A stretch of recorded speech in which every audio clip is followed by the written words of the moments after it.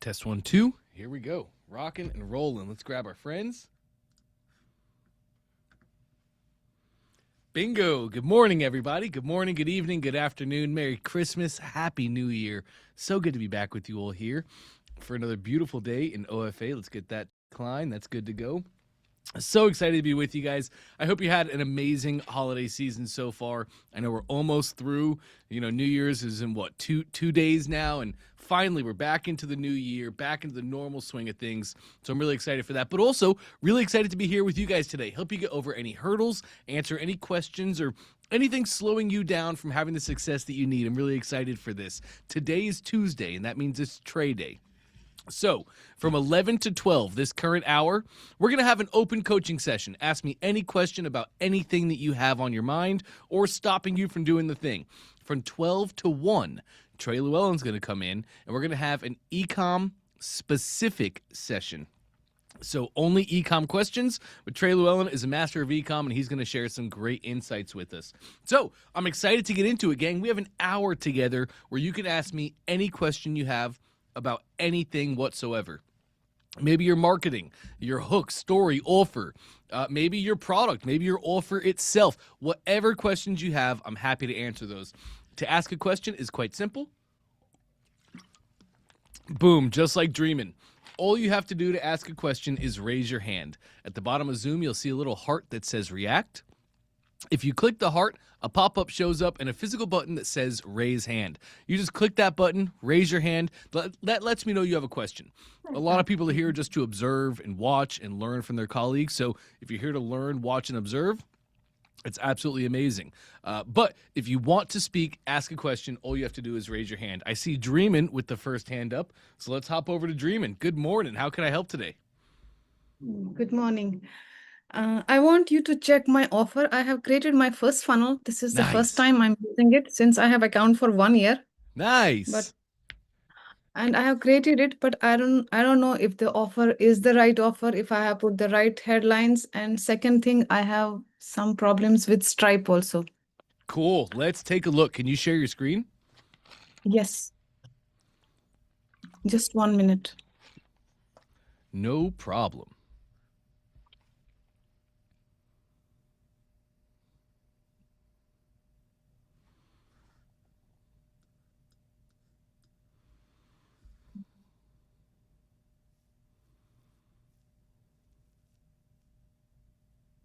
One second. Not a problem. Take your time. It's always tough finding which screen you want to share, right? Yes, that's what's happening. Yep.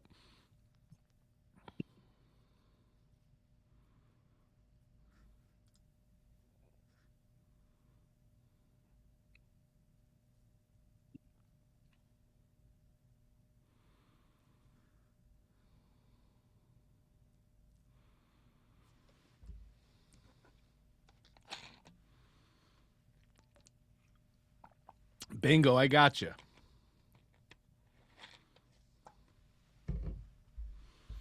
Okay.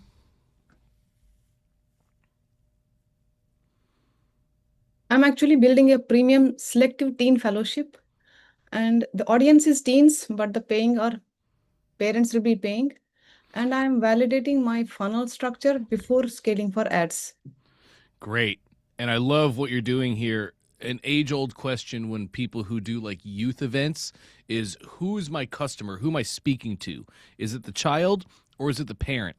And we always speak to the person with the credit card every single time. So great job here. So you help children become capable leaders, or do you help them become speakers? Both. When they are confident speakers, they become visible leaders. That's exactly right. Yes. Beautiful. Okay. Your teen is smart, but will he speak up when it matters? I don't hate that. I can tell you that right now. I do not hate that. Let me But is it what would click? If you're a parent, is this what you would click? That's a great question. It's a great question. Tell me a little bit about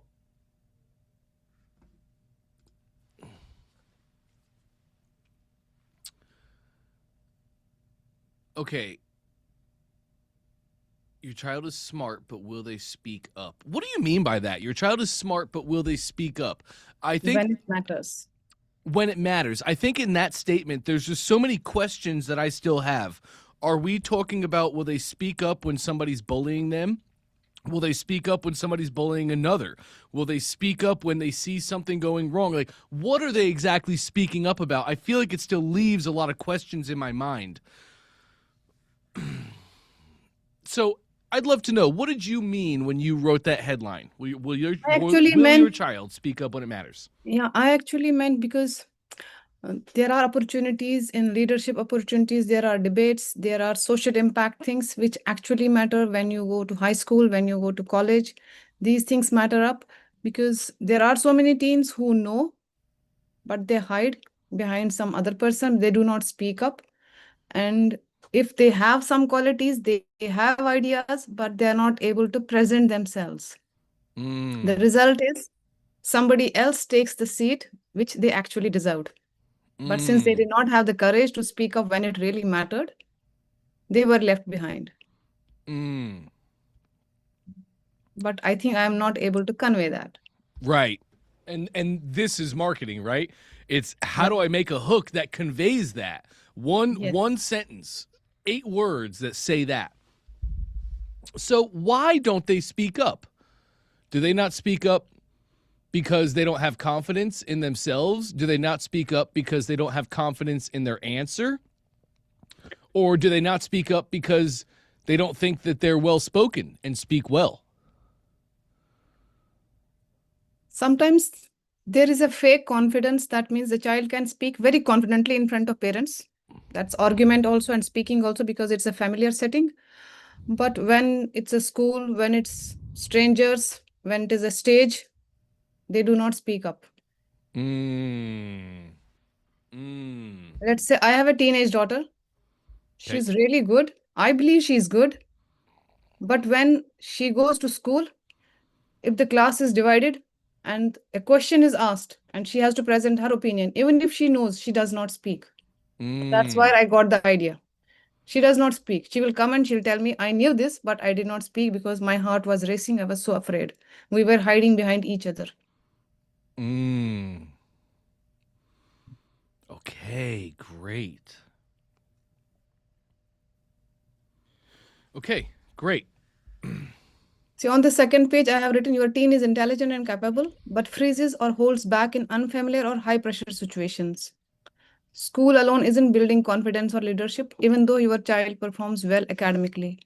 Your child avoids the spotlight, even when they know the answer in the discussions, presentations, or groups.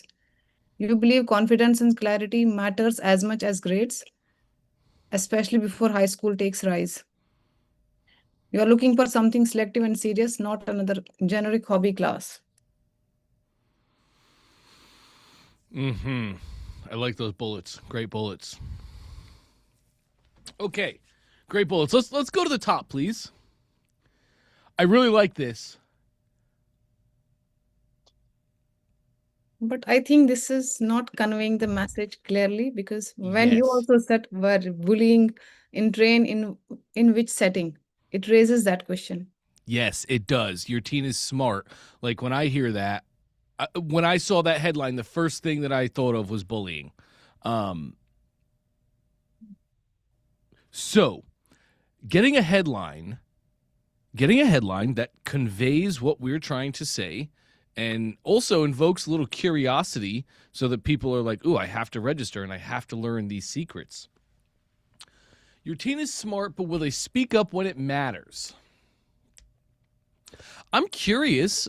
Did you try using the headline that we gave you in this template? No, this template did not have a headline which was compatible with my theme. Okay. I'm going to take your. Scroll me down just a little bit, please.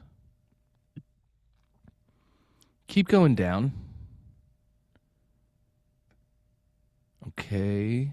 How do I say your name? Is it Manju? Yes. Cool, great. Um, okay, I'm gonna share your screen for a quick moment. I'm gonna share my screen. Sorry. Okay. Here we go. Okay, can you see now? Yes. All right, lovely. So we have a template, a webinar template that we give you guys. And inside of this template, we actually have a headline written. I don't know that you have this template. No, I don't have this. I chose the template from funnels, and there are so many templates. There were Ah, 5 or 6 webinar templates. I chose the ah. first one, I think. Okay, you are in the One Funnel Away Challenge, which Yes. means you have a very special template. This is Russell's webinar template that he gives to his high ticket coaching clients for webinars. This is an awesome template. Starts out with our hook: how to blank in just blank. And this is a really great headline. It's a simple headline, as one might say, but it's also consistent. It always works. It always articulates what we're trying to say. And that's the hardest thing in getting started, right? So, how to blank in just blank without blank or blank by following blank. So, in your case, this would be like, um, um, how to speak confidently in just 3 hours, or how to speak confidently in just 1 day, or how to speak confidently in just 20 minutes, right? How to speak confidently in just 20 minutes without, and this without is now when we start to throw the hurdles up in front of people. How to speak confidently in just 20 minutes without without having to do practice speeches, without having to having to speak in front of a large crowd. Or, so how to speak confidently in just 20 minutes without speaking in front of a large crowd or studying for the next 6 months by following Manja's super simple framework. Does that make sense? Yes, it looks good. Cool. And that, what a great baseline. One thing about marketing, everybody always has this misconception of like, oh, wow, this person launched this funnel. Russell launched this funnel and it's doing so well. And oh, he must have come up with that hook all on his own perfectly. And oh, when he launched that funnel, it must have been doing amazing right from the start. That's just not the game. That's just not how it's played. Many times, especially when it comes to our hooks, we're trying to find the best hook that we can come up with in our mind. We're doing our best to easily explain the opportunity to people in a few short words. But many times that first hook is not the best hook. That's not the one that changes everything. It's the one that gets us started. And then in having conversations with our customers, in calling our customers and having actual real conversations with them every single time, that's where the real hooks come from. I was watching one of Russell's funnels a while ago. He launched this like last year, and he launched this funnel and it was doing well. It was doing okay. And then he tweaked the headline, he tweaked the hook, and all of a sudden it started blowing up. So I asked him, I was like, man, I like the first headline that you had. Why did you change? Like, where did that come from? And he tells me the story. He was like, man, well, I was in one of my inner circle events and I was talking to this person and they bought the thing and they were doing the thing. And I was just having a conversation with them about their problems and why they're doing the thing. And then they said this one sentence. My customer said this one thing. And as soon as I heard them say that, I immediately went and I changed the hook of the funnel. It wasn't because Russell sat in his office and worked hard for 8 hours staring at a wall. It wasn't because he was prompting AI for 8 hours no, he had a conversation with a customer. The customer said these words, and those customers' words became his hook. That's the same journey for everybody. We never just launch and let it go. We're constantly talking to our customers, constantly trying to learn about their problems, their roadblocks, their hurdles, and their real internal desires. What's the real thing they hope to get from this? Does all that make sense? Of course. So good. So good. So what I want to do, I want to get you this template. It has secret number 1, secret number 2, and secret number 3 right here in the fold as well. Are you familiar with above the fold? Do you know what that means? No. Ah, okay. This, let me just preview so we can see how it normally looks. This, when I land on the page, oops, come on. This, when I land on the page, this is called my above the fold. Above the fold is an old school marketing term. It's like back in the day, New York City. You know, let's say it's the 90s. You're walking down the street in New York City, and on every single corner is a little shack. They sell candies and waters, and they also sell newspapers. On the sides of those little shacks is always a stack of newspapers. A newspaper has to get folded in half.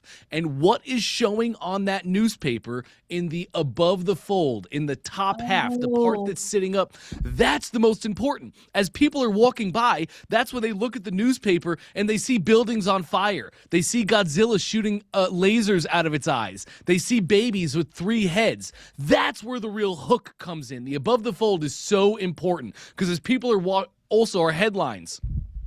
Stock market crashes. Y2K. The world's coming to an end. These attractive images, attention-grabbing images, attention-grabbing headlines that invoke curiosity. They just invoke the curiosity. Somebody's walking by the stand. They see the newspaper. On the headline is Y2K will be the end of the earth. They don't take time to read the newspaper, open it up, read the story. No, that's just a story that I need to learn. I need to read about that. I grab the newspaper. I go about my day. This on digital, now that that's all marketing is nowadays, is just newspapers gone digital. So in this is my above the fold. I want to have a really attractive image. In this case, for a webinar, you want to have an authoritative image. You're using a great one, which is a child dressed up, looking like an authoritative leadership figure. So you're doing great on that. But we need to have an emotion-invoking image right here. So when people see the page, they're like, oh man, authority. We set that tone. We need to have our attention-grabbing and curiosity-invoking headlines. How to speak like a pro in just an hour without having to speak in front of crowds, or 6 months of training by following Manja's super simple speaking frameworks.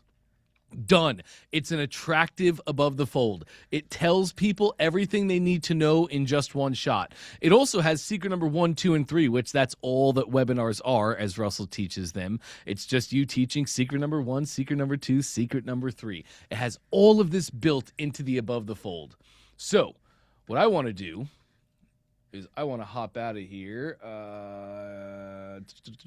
I'm going to go here. Yep, we can leave. And this. Okay. I'll stop my share. I'm going to put a link in the chat for you right now. Okay, do you see that link in the chat? yes. Just click that link and it'll share the funnel right to your account right away. It probably took you to a page where it's a drop down telling you to choose your workspace. Is that right? Yes. Yep. Just choose Install funnel. Would you like us to install your new funnel? Yes, we would. And now it said, There are 2 workspaces in my Manju Chandra's team and my workspace. which one are you working in? I don't know. That's okay. Do you want to share your screen? I can take a look. Okay.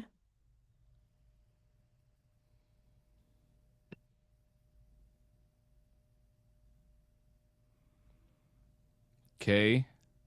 It'll be that top one. Yes. Okay, perfect. Yep, click that and then my workspace. Perfect. Do you know what workspaces are? It's like where all my funnels, products, something like that. But why do I have to? It's very, very close. You have a ClickFunnels account, which means you have 3 workspaces. And how I like to look at workspaces is think of it like a business park. You know, you have a mall, and the mall is just full of different businesses. Same thing here. You have one giant building, but each workspace is like its own business, okay? So for business A, you give it workspace A. All the funnels for business A, all the products, all the customers, all the sales, everything for business A stays in workspace A. Then business B, you make workspace B. Everything in business B is in workspace B. Now you can run 3 businesses simultaneously, or however many workspaces you have, but you probably have 3. So you can run 3 businesses simultaneously, all having their own office. You never have to worry about, oh, were these customers from business A or business B? All the customers in business A are for business A. Does that make sense? Yes. Nice. Great. Okay, so now we've installed your new funnel. Go ahead, click Customize Now. Here we go. Hop in the, click Edit for me, please, on the opt-in. Nice. Here we go. Now you have this right template. Up at the top is a banner. We're going to start at the top. Free web class for parents of driven children, parents of driven academics. This is literally just plug and play. We tell you what to put in the copy. So you're going to put free web class 4, and then you put your target market. Other market 1, other market 2, and other market 3. That's it. Then just fill in how to blank and just blank. It's literally just filling in the template that we gave to you. Okay, so it's also 3-page one. No, 2 pages. Oh, no, there's more. There's more. Click exit in the top left for me, please. You were close. It's right here. Yes, perfect. So it starts out with a webinar opt-in page where people register for the webinar. That's where you collect their name and email. One really cool thing about webinars people don't think about too often is webinars are lead generators. When somebody registers for your webinar, you get their name, you get their email. They're now added to your list. So we're building leads as we go. It's a really big, powerful part of webinars. So you have a webinar opt-in where they register. Next, we have our confirmation page, just confirming, that's saying, congratulations, you're registered for this webinar at this date and time. It gives them the next step, step 1, step 2, step 3, the next steps, the things for them to do while they get ready for the webinar. Then we have just below our webinar replay page. You won't have to worry about this page for the immediate future. This comes important later on as we're doing automated webinars, but you're going to be doing your webinars live, especially when starting out. So you really don't need to worry about the replay page. But that's a page where you can have your webinar recording put up and people can come back and watch the recording anytime. Take me down one more. Here is now our order form page. This is people register for your webinar, you do the webinar, and when you're in the webinar ready for your stack and close to sell your thing, this page is where you send people to go buy the offer that you're selling in the webinar. And if you take me down one more step, here's our order confirmation. They purchase the product on the order form, and then they get taken here to the confirmation page, which confirms their order, gives them a receipt, and the next steps for them to take on. Does all of that make sense? Yes. Nice. This is a clean, simple, easy way for you to run webinars every single week. So this is the funnel I should start developing now. Yes, absolutely it is. Okay, thank you so much. 100%. Now, do you have any questions? I gave you a ton there, Dreamin'. Do you have any questions for me? Yeah, I have a question. I am creating a fellowship. This fellowship will start with an opening offer of 90 days, like 3 months. Okay. But I have 6 months module and I have a 9th month full fellowship. So when I generate a Stripe account and I create the product, but I have 3 prices and I want to give customers the option of choosing one-time payment and recurring payment both. Yes. How do I do that? Because the Stripe doesn't show me those options. When I create Dreamin' Fellowship, it's one product. It comes with one price and recurring and full-time payment option. Great question here. We actually do all of this from inside of ClickFunnels. Can you exit for me top left? I'll help you make your first one here. So your ClickFunnels account is connected to your Stripe account. When you make money in ClickFunnels, it gets sent over to Stripe.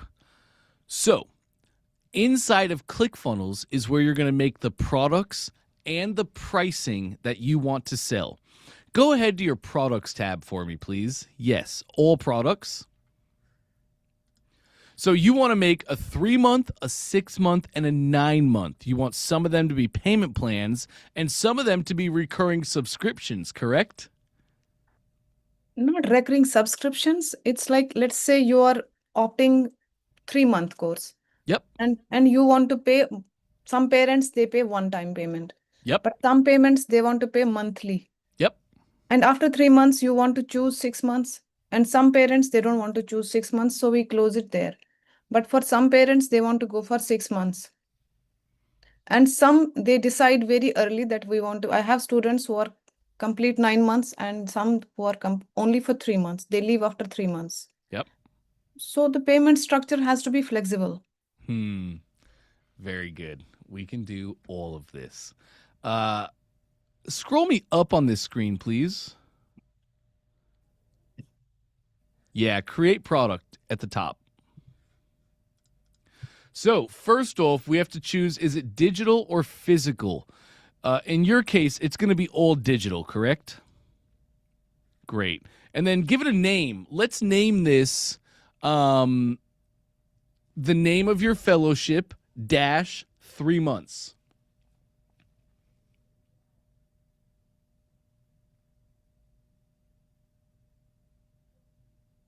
Great. Go ahead and create the product. Now here is where the magic happens. We have our pricing type.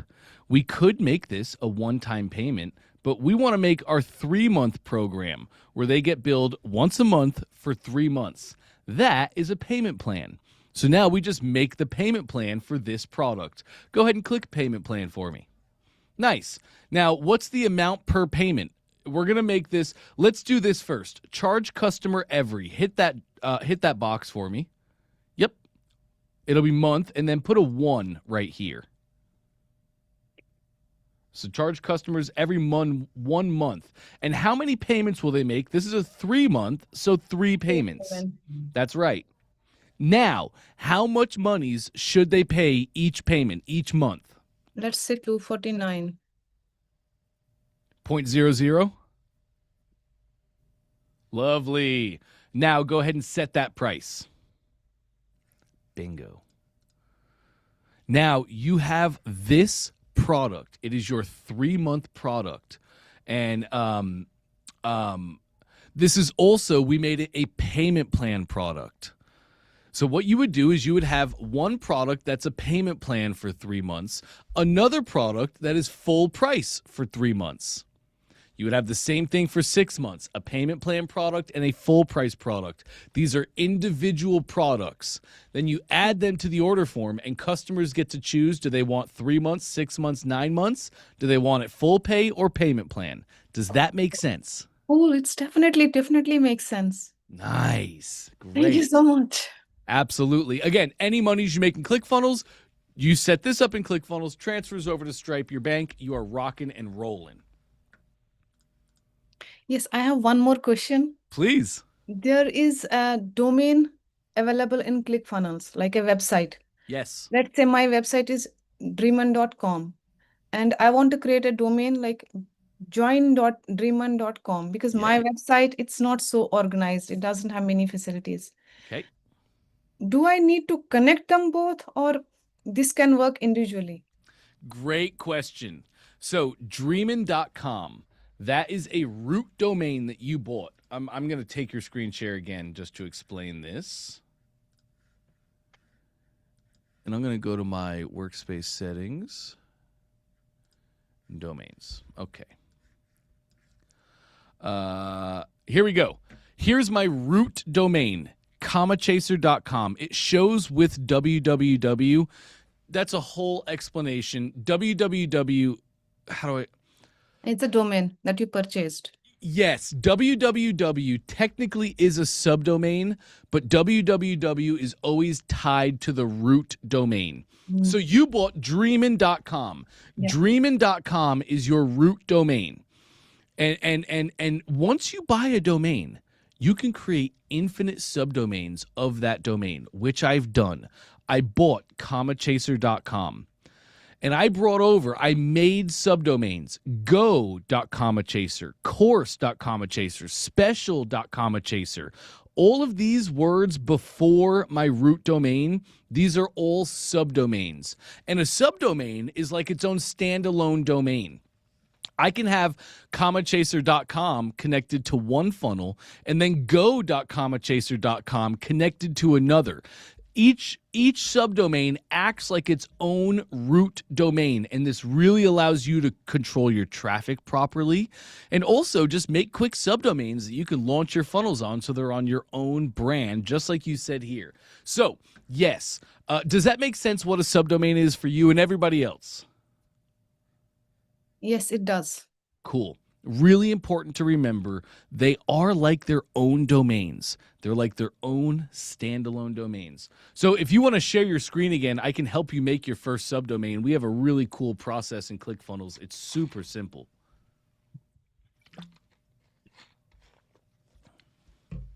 Okay, let's go to your domains. Workspace settings, bottom left. Perfect. And then domains. Okay, we're not going to bring your root domain in. We're just going to bring over a subdomain. So click Add Domain, top right. Add an existing domain. So do I write www.dreaman.com? Close. We're actually just here. We're just going to type out the subdomain we would like to create. That's join.dreaman.com. Nice. Continue. Subdomain, correct. Join is the subdomain we want to create. That's absolutely right. Go ahead and continue.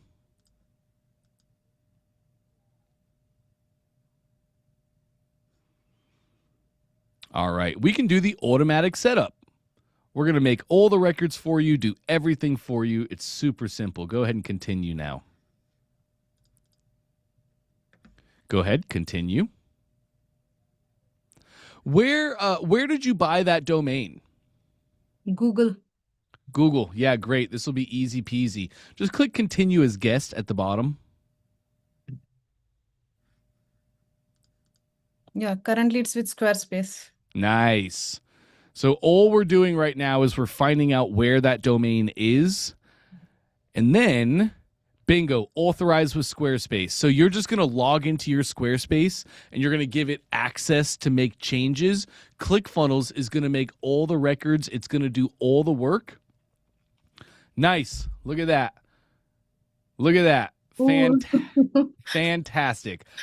Go ahead and close that down. It's Great. created. That's exactly right. Go to your domain settings. Yep.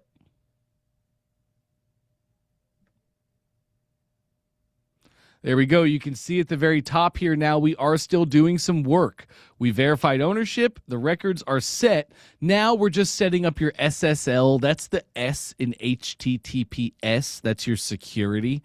And your domain is also still going live. This will probably take about 10 minutes. Right now at the very top, you can see a little blue bar that says securing. Correct. In about 10 minutes, I just want you to come back here and just reload the browser. Just refresh, and you're going to see green checks go across the top.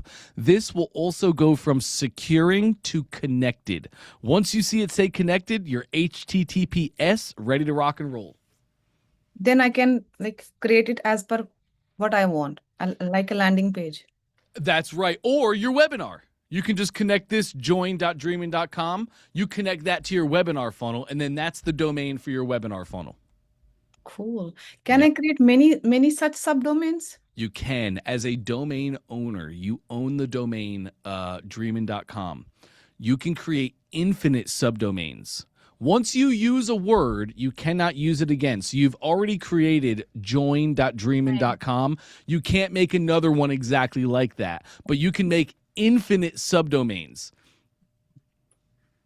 Okay. And last question. Sure.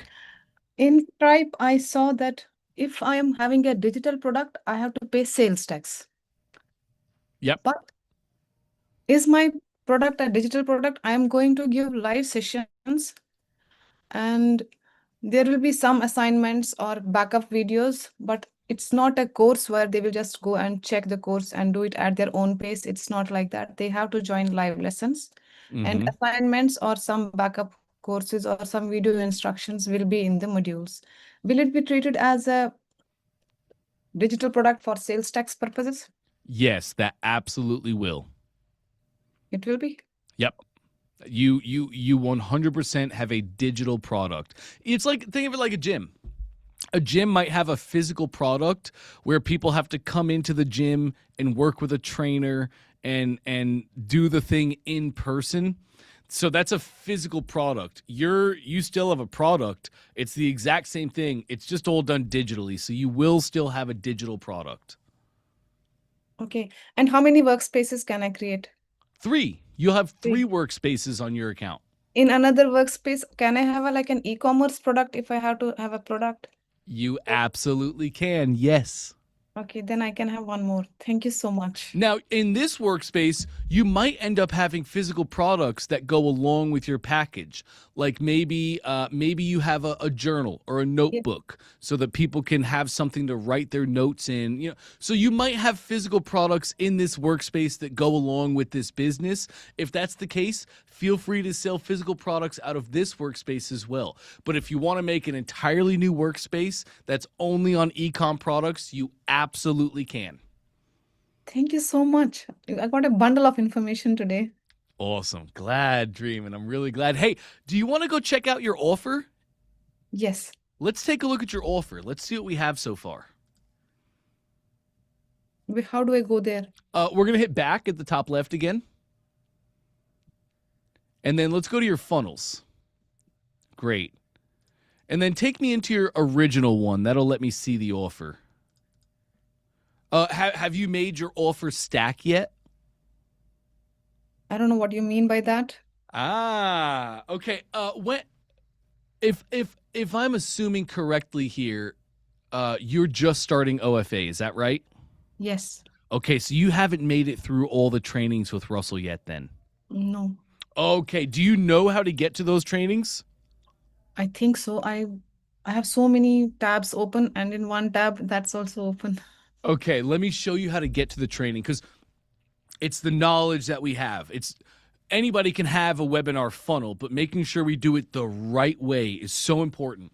Russell has tons of training on every single step of the funnel, the hook, the story, all of it. He's got his best training for you. So I want to get you into that. It's so important. Exit in the top left for me, please. And let's go to Learn and Connect. It's just right. Yes. Training courses. Here you are. One Funnel Away 2025. Go ahead, start that. Okay, scroll me down just a little bit. Now we're going to choose the expert path. Okay. So these Great. 8, And 9, 10, 11.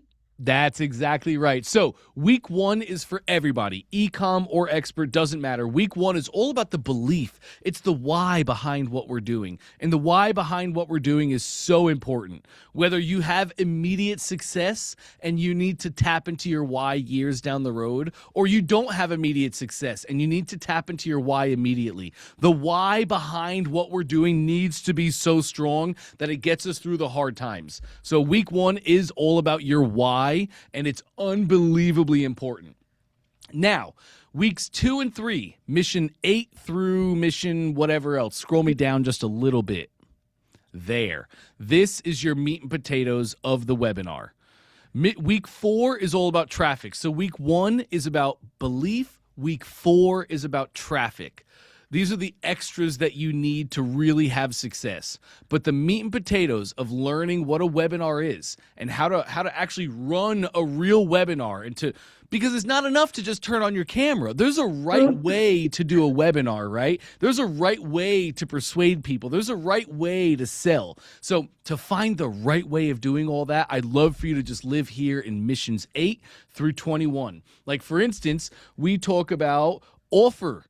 You know, your offer, the offer stack. In a webinar, we're selling an offer, not just a product. So like in your case, you have your course, you have your training, you have your knowledge, you also have the lives. So you would make an offer stack. When you buy today, you're going to get this and this and this and this and this and this. Normally, this would be valued at $19,997, but today I'm only going to charge you $1,997. That's an offer stack. Your webinar builds up pressure and builds up the validity of your offer, and then you have to hit them with a good offer. So how do we do that, right? It's by learning exactly how to make offers. That's going to be mission 12 and mission 15. 12 and 15. Yep. But there's no skipping when it comes to I'm webinars going to and do doing it them. all. Yes. Good. I love I'm going to that. do it all. I absolutely love that. And it's really important to craft an offer that actually solves the problems that your customers are having. How do we find the problems our customers are having? We call them. I've spent the last 7 years trying to convince people to call their customers. Please, gang, call your customers. They have the knowledge. They are the ones going through the problems. They are the ones that have all the answers to your marketing questions right now today. For 7 years, I've been trying to get people to call their customers. Nobody ever wants to do it. I promise it's the greatest thing we can ever do. You launch a webinar, you sell the offer, you call the people that didn't buy, you say, hey, what was there about this that you didn't need? And they say, oh yeah, I liked it, but I didn't need this and this and this. And we tweak the offer. We grow the offer over time. To do all that, we have to have a starting point, a solid offer. Yeah, actually, I got my first 2 customers only through because I created a Google form. They sent to parents. I sent to almost 15, 16 parents, and among them, I got 2 paying customers, like one for 3 months, one for 9 months. Oh my gosh, that's amazing. That gets me excited because that's just sending people a Google form. That's not even a funnel. That's not even like proper marketing. So that's life. That you can send people a Google form and close around 2%. That's huge. That's $1 million business right there. We can scale that to the moon. So that's huge. It's validity from your customers. It's validity from your base. It shows like, wow, yes, people do want to buy this. You have no idea how many times I've worked with people and they're like, it took me 500 times reaching out till I made my first sale. So I love hearing everything that you just said. It actually gets me really, really excited. Biggest thing is crafting our offer. And for you, that would be like, so when you buy today, you're going to get my course. My course has everything you need to know. It's on-demand training that you can access anytime from anywhere in the world. Once you have my course, the next thing you're going to need is access to my live trainings. I go live once a week, and I'm going to answer your questions and help you over the hurdles, and I'm going to make you an amazing speaker live every single week. So when you invest today, you're going to get my course. You're also going to get my live trainings, and you'll want to have a couple more things to go along with that. Yes, journal is a very good idea. A journal would be a great idea, yes. Actually, I saw Russell's course where he was speaking about spoken word, and those 4 things were there. Yes, it's the spoken word, it's the written word, it's Yes. the Physical product. yes, a physical product to go along with it, and there's one other. There were 4 things. Oh, come on, brain. I also forgot. There were Oh. 4 things. And I thought of journal, and I thought of t-shirt with the branded dream and message. Sure. And I still have to think about other 2. Maybe instead, maybe a digital workbook. Maybe Yeah, you we could have just make a digital workbook that they could print out, and it walks them through doing the things, the assignments you're giving them. digital workbook is a brilliant idea. Absolutely. And that's a sexy offer. That's something that a customer's hearing that, and you're hitting all the things. They're like, oh, this sounds amazing, but that won't work for me because, whoa, she has that thing that'll help me work. Okay, well, this still won't work for me because, whoa, she has that thing that I needed for me to make this work. That's a really strong offer. That's what gets people to say yes. Thank you so much. You're so encouraging. I think I can do it now. Good. I'm glad. You absolutely can. Hey, if I can do it, anybody can do it. I promise you of that. Before you go, I want to give you one more thing. because, I'm actually going to stop your screen share here. Okay, great. I'm going to put a link in the chat for you right now. It's delphi.ai/Dante/talk. Do you see that link? Yes. Beautiful. That is for my own AI. This is not a custom chat GPT that I've created. This is my own robot. Dante AI is a fantastic copywriter and strategist. He is a terrible technician. I did not train Dante AI on tech. Please don't go to him with how do I change my button color or how do I change this tech. He is a horrendous technician, and I'm never going to train him on that. He's a fantastic marketer. I got to train Dante AI on exactly what I wanted to train him on, and that is only the teachings and frameworks of Russell Brunson. .com secrets, Cool. expert secrets, traffic secrets, one funnel away challenge, 108 split tests. He's like a little Russell. He's awesome. So feel free to use Dante AI for your copywriting and your crafting of your offer. Like that hook that I gave you in the funnel, feel free to copy and paste that and say, help me fill in a headline for my customer following this. And he will write fantastic copy for you. He only writes like Russell Brunson himself. Thank you so much. This is pure gold. Good, good. You're more than welcome. When did you start the One Funnel Away Challenge? I think this is my third time now. Your third time Because through the challenge? I tried so many things earlier also, but Yep. I got my calling now. I have been Good. this teen business since last 3 years. We have magazines also, which are created by teens for teens. I think I can put them also as digital products. Yes, absolutely. That's a great stack to the offer, right? And when you buy today, you're also going to get 12 months of our best magazine articles ever. That is sawdust. That's an asset that you already have available to you that you're just adding to this to increase the perceived value of that offer. Yes. Do that at every cost. And one last question. Sure. I joined ClickFunnels like 2 years ago also, and one time there was a bundle of 30 inspiring stories of people who joined ClickFunnels and how they created the offer. It was how they created the business module. Do we have any link where we can access those stories? They were so inspiring, and I lost access to them. I don't think so. I know exactly what you're talking about, but I don't remember. Yes. Yeah, you do. You mean the 30 Days book? Yes. I don't remember. We might be able to customer There were 30 center. stories of people who have made like millions through ClickFunnels, and they had so astonishing stories and they were so inspiring. And they're not only just the stories, Mm. they're also the frameworks. Yes, It's also complete their complete exact process, what strategies. they are doing, how they did, how they started. There was one guy who started looking from magazines. That's Trey. That's Trey. He's chapter 1 in the 30 Days book. Yep. Yes. Okay. I don't know of a way in your account to find that. The best way for you is to just make a ticket with our support team, and they can. Dante. Hey, David. Sorry, buddy. I don't mean to butt in, but it's at 30days.com. 30days.com. Yes, I copied it.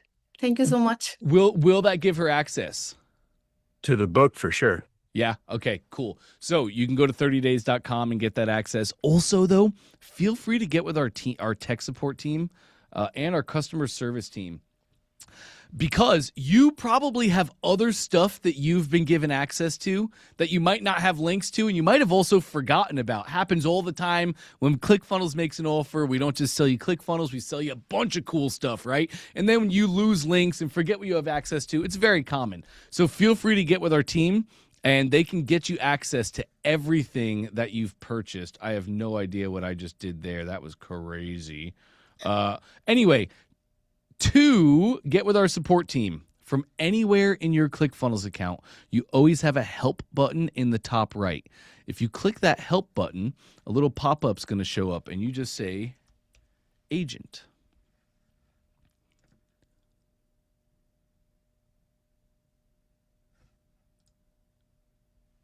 And we're going to say tech or whatever you want. Yeah, we'll say feature. Oh, they added more questions. let's say pages. Let's say agent. If you ask a question here, it answers in your email. That's correct, yes. But if you just keep on saying agent, then this little pop-up shows up, and now you can choose technical or billing, and then you're going to be able to have a chat with an agent right away. Bingo. And then you can just talk to them, and they can get you access to all things you have access to in your account. Okay, thank you so much. Didn't know that. Yes, it's a really great way to get in touch with somebody quickly. Thank And you again, so much. for everybody here, just to show you guys, this is always in the top right of anywhere that you are. Right now, I'm at my dashboard, but if I go over to my stats, again, top right, I have my help button. If I go here to a funnel, help is in the top right. If I go into the editor or the builder, I have my question mark. I can always click on that, and that pops up. So literally anywhere in your ClickFunnels account, you will always have a question mark or a help in the top right.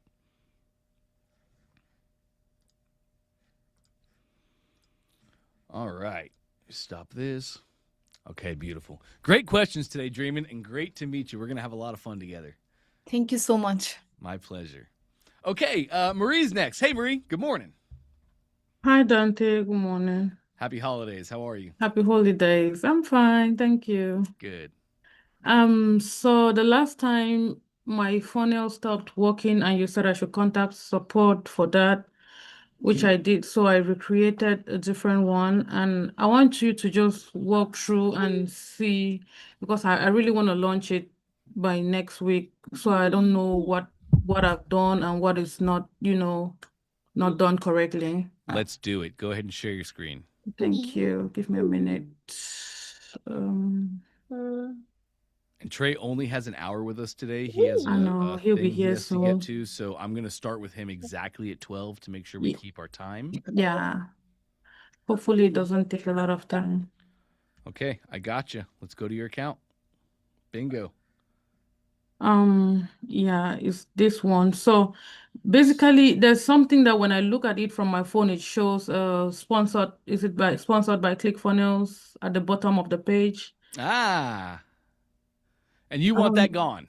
Yeah, I don't know how to edit them or Top, we're actually gonna, let's exit top left. Yep. Now. Yep, you can exit. Great, Exit Amy. again. Good job. Top right, main funnel settings. hold up. My Zoom is on the room. Oh yeah, get my ugly mug out of there. We don't need that. Scroll me down to the bottom. Down to the bottom. Yep, keep going. Keep going.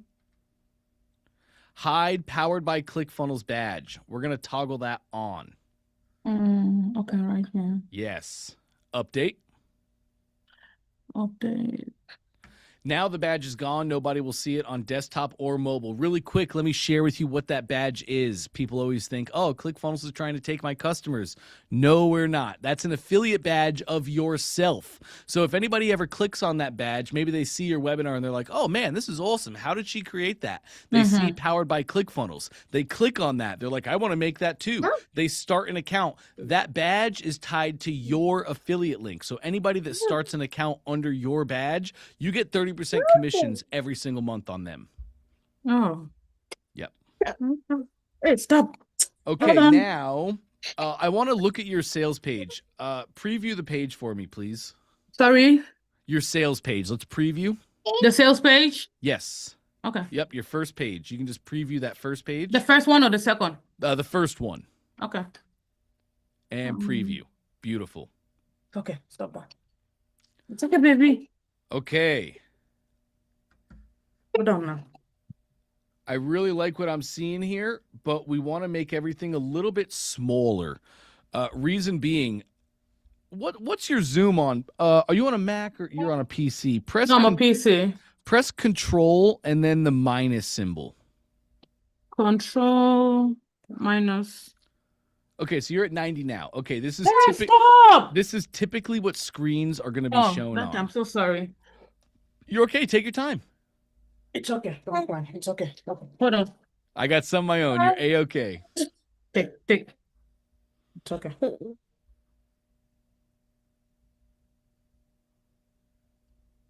Take. Take now. Take. It's okay. Yeah, Dante, you can go on. Okay, cool. Scroll me down just a little bit, please. All right. A little, and there. Okay, so right here, I want secret number 1, 2, and 3 to all be in the above the fold. Meaning, when I land on the page, I want to see all of that. Scroll me up to the very top, please. When I land on your page, I'm not seeing enough. We want a really attractive above the fold, just like I was talking about with the newspapers. And I want to see secrets 1, 2, and 3 in your above the fold. I want to see the button, the call to action. Yes, save my seat now. I want all of that in the above the fold. So you can do that by just making your image and your text smaller on the page. At the very top, you have your banner that goes across the top, and the text in the banner is pretty large. If you made the text smaller, everything would get dragged up. So I would like for you to work on the above the fold design here to get everything dragged up more so that when somebody lands on the page, they can see everything here, the button and secrets 1, 2, and 3. Is that clear? All right. So is there a way I can just drag this and drop over there? Or I don't know. Well, you could. What it comes down to is all of your text on the page is just too large. That's it. Oh, okay. Yeah, like this banner text at the top is just big. Make it smaller. This headline is just big. Make it a little smaller, and that'll drag everything else up on your page. Okay. Cool. Now, let's look at the words. Oh, How to get okay. clear skin in just 4 weeks Hold on, Danny, in please. under 10 minutes a day. Yes. Nice. Without expensive prescriptions or gimmicks, especially if you have acne, dark spots, or hyperpigmentation. Remind me, Marie, is this for Black people only? Well, that's where I'm targeting. Yeah, so that's your target, right? Like, I think white people have this skin thing too, right? But your target customer is Black women. Yes. I want to see that in the headline. How black women are getting clearer skin in just 4 weeks with 10 minutes a day. At the very top, maybe in the banner, free web class for Black women only. Okay. That's my dream customer. I want to target my dream customer. I want to speak to my dream customer. So when they hit the page, they're like, oh man, this is a specific web class for Black women only on how to remove dark spots that I have. I want that. Call out the dream customer. I want you to call the dream customer out so hard that if a white lady sees this, she's gone because she feels like it's not for her. Because when your dream customer sees it, they're going to stay because they're like, oh, this is exactly for me. Call out the dream customer, gang, always. You with me so far? Yes. I love that. Now, I see a little bit of design stuff. You have a headline that goes to register now, to a subheadline, then to the timer. So all I really want you to do here is take your subheadline and move it directly under your headline. So Which one? Your subheadline. Let me get all these drawings out of here. Your subheadline, just move it so it's directly under your headline.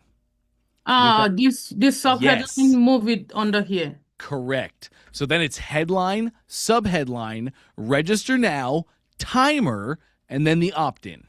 So am I taking this register now completely, or I'm bringing it below? You're going to leave it there, and when you drag your subheadline up, it's automatically going to format the way I want it to. Headline, subheadline, register now, timer. Okay. Yep. And that's clean. I really like what you have so far. I believe this is a great starting point. Call out the dream customer, the specific dream customer, call them out. Okay. Make the words a little smaller so that everything brings up on the page and we have a really attractive above the fold. And then aside from that, you look fantastic. Let's launch. Okay. Then this I added this number here, but I didn't know if it was necessary or not. Hold on, Darren. Oh my God. That You're day okay. it's okay. It's fine. You're a-okay. um, are you targeting customers outside of the US? No, I wanted to concentrate on USA for now. Yes, I would just remove that then. Honestly, I could care less about that, to be honest. I think it would be such a small difference that it would make. Customers are really used to seeing that on forums, and it might even make you feel like a more global company. So I would leave that. I wouldn't worry about it whatsoever. Okay, all right, no problem. Sweet. Thank you so much. Always a pleasure, Marie. Always a pleasure. This is great. Let me so just far. mute. These children will not let me be. You are a-okay. A-okay. Really great stuff. I'll be looking forward to see that as soon as you have those changes. We'll get right into it because you are looking awesome. Last thing I'd share, Marie, is maybe think about your color. You can probably go to just Dante AI and take like a full page screenshot of your webinar page there, put it in Dante AI, and have it come up with maybe a different color scheme. Start with the orange. Start with it. Let's let our customers vote with their wallets and actions. So start with the orange. But if we find conversions aren't happening, that orange is just really in your face. And you're a luxury skincare brand, so you might want to go with a different color scheme just to have the right feel on your page. Does that all make sense too? Cool. All right. You're What color do you like propose? black and gold. Black and gold? Yeah, Okay. black and gold. And there's some other little accents that we can put on white, but typically luxury is going to be black background, gold over top. Okay, I will try and change it and see what it looks like. You probably have your own brand guidelines too, though. Your own brand colors. Yeah, I wanted to make it the orange, but I don't know. It looks too shouty. I don't know. Yeah, it doesn't scream skincare. Okay. So AI will be great to help you come up with a brand and a color scheme for that. All right. Awesome. Thank Good you. job, Marie. All right, gang. And you know what it is? 12 o'clock on a Tuesday. Trey Day, baby. My favorite day of the week. So good to have you here, Trey. What's cracking? Hey Dante, I'm in the car right now, my man, so I'm only just be audio, so I don't Look at that. glitch out. No worries. You got sniffles? I've had the sniffles, I've had the body aches, I've had everything, so I'm hoping I'm coming out of it. My wife's been feeding me like homeopathic vitamin C droplets the last like 72 hours. Oh, no. So It's like that. Better. I know, it's in my nose. But dude, we got, this is the last day of the year. It's his last day of 2025. A lot has gone on in 2025. You know, a lot of people have been doing funnels, a lot of people doing sales, a lot of people doing, finding new products and building brands, and it's been really cool. It has. It's been amazing. Side note, it's been amazing having another year with Trey Llewellyn. So cool. And just thank you for everything you put into OFA, man. We feel it every single day. You give us your best, and we love you for it. I appreciate that. Dude, I think it'd be good to talk a little bit about, I know we haven't talked much about this, maybe we talk a little bit about it, as like Facebook, getting your ads to scale a little bit, calling the scale. I think that'd be a good little topic today. And if you guys want to do any screen sharing, that's obviously something we can pop on here and do some funnels, but either or, like I'm good for either one. So Dante, which one, or maybe you have a different direction, what were you kind of thinking? I love to do exactly what you thought. Let's talk ads. I think one thing that everybody on the Ecom track has really learned this year is how important it is to have ads and how important it is to know what we're doing with those ads. So I think that's great. Let's talk ads. Let's learn a little bit of your wisdom from that. And then if we have some funnels out there, we can definitely take a look. Yeah. One thing I was actually telling Charlie this on a previous call is, if you get an email from Facebook or you get a notification on your ads manager that says, hey, would you like to have a call with us? I would definitely, encourage that. In the past, I've had this, intuition that, someone who works for Facebook wouldn't know how to run our ads. Or, an ad agency is going to be way better at running ads than someone at Meta. And dude, we've had great success with just talking to a Meta rep, on a weekly basis and having them look over our campaigns. And I think there is something to say about that as well, where you're having conversations with Meta. Like, that's what Meta wants. Meta is verifying that you're a real business.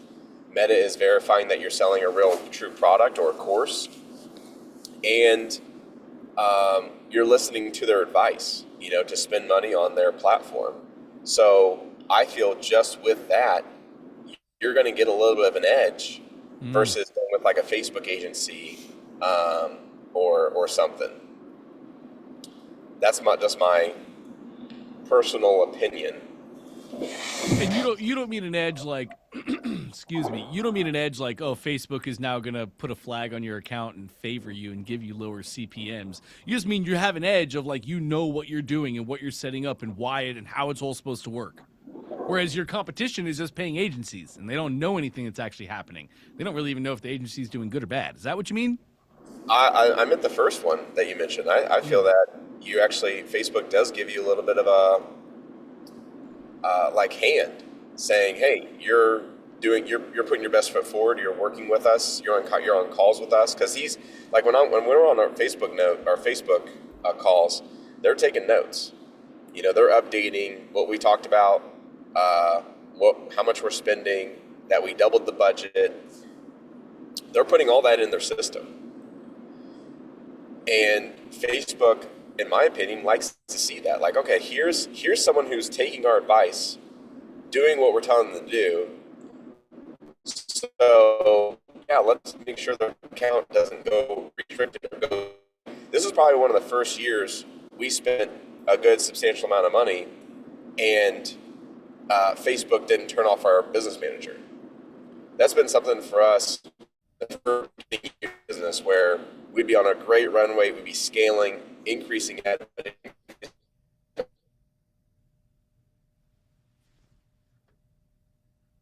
or hey, your photo ID. Trey, sorry, man, you broke up for most of that. Can you start back? You were saying this is the first year that your business manager didn't get shut down.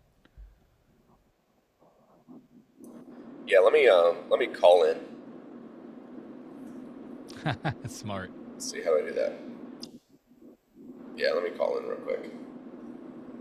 Switch to phone audio.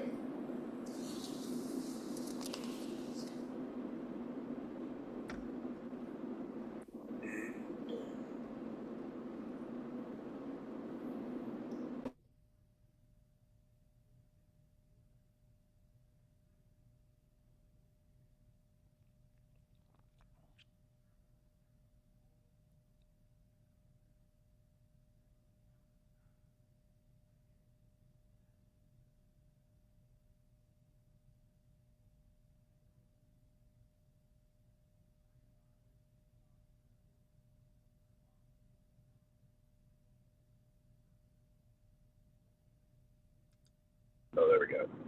Does that work now? Oh, yeah. Say something again. How's that? Is that better? Audio sounds far away a little bit. What about now? Say it again. Is that better? Is that better? Yeah, we can understand. Yeah, we can hear you. We're good. Okay, I'll try this. I can see you. I'm talking on my phone. What was I saying? You were talking about this is the first year that Facebook didn't kill your business manager. Right. Yeah, it's kind of crazy where, I think by literally talking to this rep the last 4 months is, Facebook knows that we're not verified either. We're not a verified account. But just Facebook knows that we're talking to a rep and we're following their suggestions. We're spending more money. And we're not doing anything fraudulent or malicious. I think that's what Facebook wants. So if you guys have that opportunity to get on a call with a rep, or you see that in an email, or they've tried to reach out in the past, I'd go back to those emails, respond to them, or reply, and say, hey, yeah, we're interested now. Yeah, when can we jump on? And then, start having those conversations, because we've had really, really good luck with them, and they're free. They don't charge anything. That is crazy, because I know like years ago, didn't Facebook have like a paid support where you could pay to get support from Facebook, and then you still couldn't get in touch with anybody, and now it's like free. Yeah, no, they did a great job. It's awesome. a really great job. And they know, like, these guys are being trained on what Facebook wants, right? And that's where Reels came into play for us. Is, you know, this guy was like, oh, put Reels on. Reels getting more exposure. It's, you know, we can put a lot more in front of people's faces versus like an ad. And, you know, from there, if we didn't have that advice, I probably would still be doing like image ads, just, you know, carousels and things like that, like not Reels per se. But we put a lot of emphasis on Reels, and those seem to be working really well. So they're not helping you with like your hooks. They're not helping you write copy. They're not helping you tweak offers. They're helping you learn how Facebook wants things to be done. Yeah, they're telling you what type of creative you need to be putting on the platform, and they're telling you how to properly set it up within the settings of Facebook. And a good example of that would be inside the ad set underneath performance. Most of us are selecting the type of conversions is we want maximum number of conversions, and they're suggesting we select maximum value of conversions. Oh. And what's the difference? So Do like you know? little things like that. Yeah. So maximum number of conversions is Facebook's going to go and try and get you just a lot of conversions. Maximum value, where value comes into play, is they're finding a more qualified buyer, someone who's going to come back and buy from you again or spend more money with you the first time. So you'll have higher carts. Right. We can make more in our upsells. Back out. That's right. Yeah, they have more disposable income. Right. So Kohl's with Facebook has to happen. Man, yeah. And for those that haven't, you got to spend money. You know, like what's nice with these calls, these OFA calls, is you kind of get a bridge right now if you don't have a Facebook rep, because you're getting all the same intel that you would with a Facebook rep. So it's kind of an unfair advantage to people who are not inside OFA. But with that said, the number one thing that keeps resonating, keeps repeated, is $150 a day. They want you at $150 a day, not $10, not $20, not $30. They need you at $150 a day for 7 days. And 7 days, that's just what, to get a baseline metric, so they can. Facebook has enough money to go try things and over 7 days with different customers. It's really to exit the learning phase and move into an active phase. So inside your ad set, you'll see that it starts with by learning who your buyer is, and then over those 7 days, it needs 50 conversions. And as long as it gets 50 conversions, it'll move from learning to active state. And then from there, you know, what I like to do is I like to go on my ads manager on my phone, and I'll edit the ad set, and I will increase the budget by 50% every 24 hours as long as we stay within KPI. Right. That seems to be working. That's powerful. That's powerful. I mean, just you already hit the nail on the head, but to know what's working, like, to be able to know what's actually working. There's 1,000 strategies all over YouTube on how to make Facebook ads work, but what's actually working? Yeah. Yep.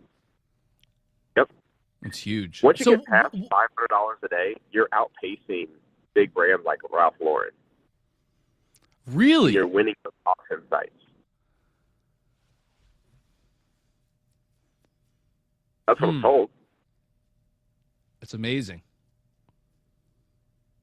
I mean, just $500 a day, like, you can get in the same category as a Ralph Lauren. That's huge. Ralph Lauren, Saks Fifth Avenue, you know, some of the bigger names, Rolex, that are advertising on Facebook. Like they're only spending $400, $500 a day on, you know, on the platform. Wow. So a little, you know, product funnel that you want to get in front of more people takes just a little bit more than $500 a day, and you're outbidding some of the higher companies in the world. Yeah, of course, they're advertising in other locations, you know, billboards, magazines, and things like that. Like, their budget is spread out. but they're spending, some of that budget on Facebook, and that budget seems to be around $400, $500 a day. Wow. And you can get right there with them. You can be right up elbow to elbow with them. Absolutely.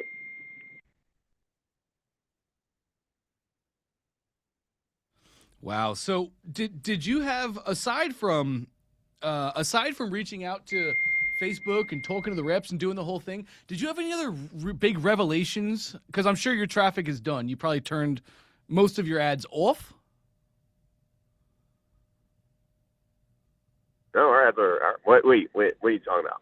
Like Are before we had you the rep? are you still running all your ads? Yeah, of course. Wow. And are you just going to run them till they're not in KPI anymore? Correct. But Yeah. right now is the best time. Facebook calls this Q5. Ooh. So we're done with Q4. We're in this little area of, the end of Christmas and the beginning of New Year's, going to this first holiday into the new year of Q1. And Q1, they say, starts around January 15th. So we have this little bit of a weird kind of arena, if you will, where, people are kind of spending money, but they're not, and CPMs are lowering. So it's a really good time to start your Facebook ads and hope to see like a low CPM. I think you could see CPMs around $25 right now. Anywhere between 25 to $30 is good. Anything lower than that, you're doing like really awesome. But anything over $50 means that your creative sucks. So you want to get different reels in there, different images, or different copy, different descriptions. The ads just aren't relatable to the audience, and what you're saying doesn't make sense. So I would scrap it and start fresh again with maybe a new angle or a new hook. But anything over $50 CPMs, and you can know that within the first day of running. That just kind of tells you if your creative's within, good or bad, or kind of where it sits.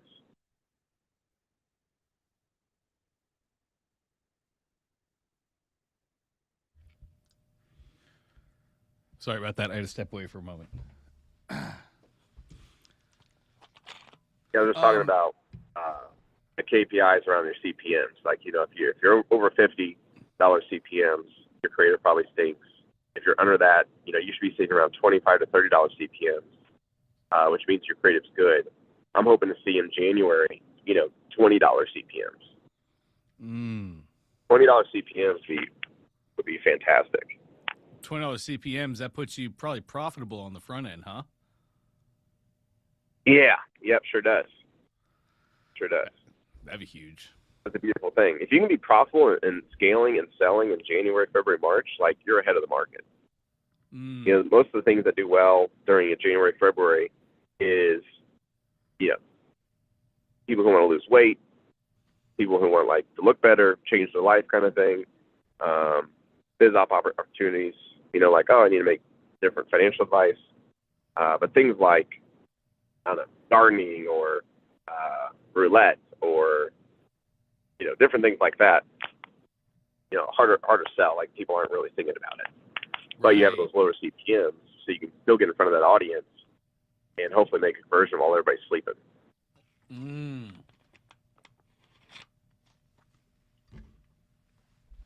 Do you have a favorite Q5 product, like something you go to year after year?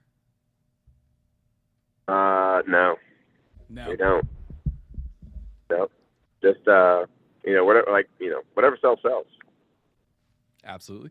Whatever's selling, grab it and go with it, import it, and run some funnels to it. So Ecom, as you said, run Ecom. Just run Ecom funnels. Yep. But for me is, you want to scale as much as you can. Like take advantage of the times where things are working. I see a lot of people that I think the courage goes away once they get to a level of ads. It's $400 a day. Oh man, things are working, but I don't want to spend any more than $400 a day.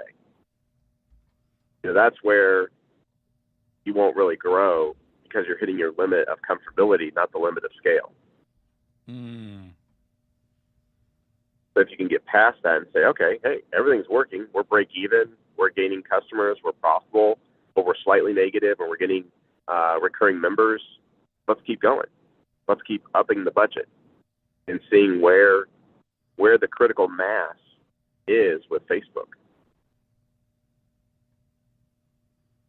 How much can we really spend before we break the KPIs? And you're right. Most people never push it that far.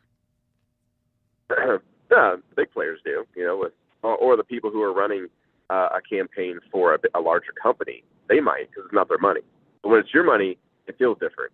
Yeah. Right? Like, oh man, I'm spending all this money. Like, will it back out? But if you have the playbook and you've seen time over time, like, okay, when I get a conversion for this over the next 2 months, I'm break even, I make my money back, or I'm profitable. Like, that will play out at scale. Like, it will just keep growing. Where things start to break is if you get a lot of refunds, or if you get chargebacks, or you need customer service where people need to answer the phones or reply to emails. Like, you'll get bogged down by email responses or by phone calls that you need to take, versus getting the product out. Or if your factory can't produce the product fast enough and get it out. So you just when you're starting to scale up, those are the few phone calls you want to make. Hey, is there people taking calls, or is it me taking calls? Is there people answering our phone, or responding to emails? Like, do we have that in place? The people who are shipping out our orders, is that you slapping labels on a box, or is that a third-party fulfillment center that's doing that? And then if so, how many orders can they get out, per day?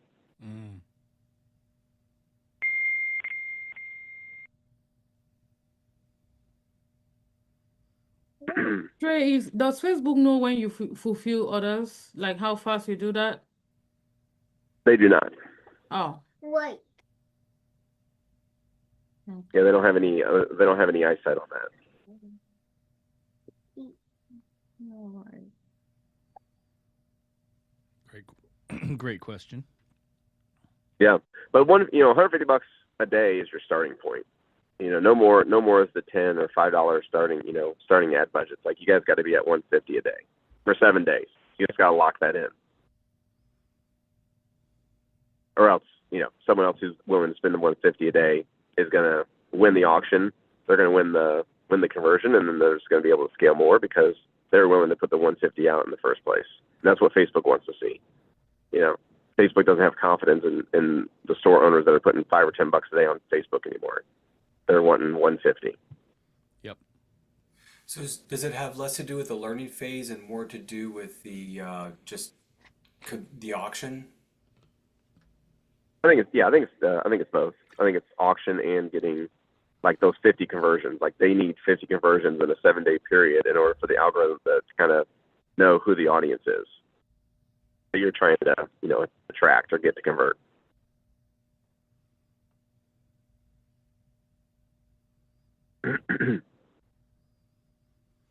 I do think that's like one of the most valuable things of being here in OFA and getting to learn all this from you, because when I was first trying to find this information and learn this world, I just didn't have it. Right? It was like I felt like I had so much anxiety. I believe anxiety is from having a destination but no plan to get there. And I think that's where anxiety really gets stirred in from. And it'd be like, well, I have a plan, or I know where I want to get to, but I have no idea how to actually get there. And we now have a roadmap. So, like, I would encourage everybody to sit maybe tonight and think about, like, how serious are you about doing the thing? Because Trey just told you, if you spend $150 a day and you get 50 conversions in 7 days, Facebook's going to understand you and treat you well, and you can scale from there. So you have the roadmap. Do we want to do it? I think that's a big question everybody needs to ask themselves. Yep. That's just one platform. If we can get Facebook working, it works, then we can move into you can move into other platforms like YouTube, TikTok, and things like that. Yep. Have you ever dabbled in YouTube ads for Ecom? I have, not much though. Like, Facebook is our primary. It just seems to work really, really well. I definitely want to start utilizing, TikTok Shop a little bit maybe inside of 2026, just to see if we can get some customers off that platform and then move them through a funnel. Because as soon as they purchase, we can put them on a pixel, and then we can retarget them. Yep. And get them to come back and buy from us. Mm. So anywhere that we can get buyers, like, we're good to go. Absolutely. 100%. 100%. Does anybody have any questions on any of that?